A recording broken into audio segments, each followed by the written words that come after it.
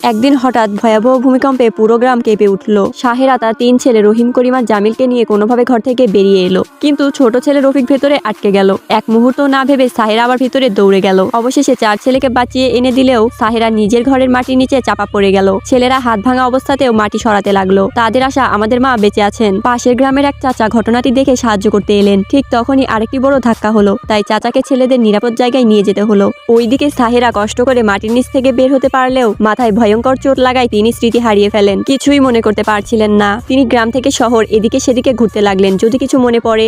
একদিন এক দুর্বৃত্ত সাহেরাকে দেখলো আর অসহায় অবস্থায় দেখে সে সাহেরাকে শহরের এক ল্যাংড়া মানুষ মকবুলের বাড়িতে নিয়ে গেল এবং মিথ্যা বলল এ আপনার স্ত্রী। আসল গল্প হলো সে অর্থের বিনিময়ে সাহেরাকে এই লোকের কাছে বিক্রি করে দিয়েছিল।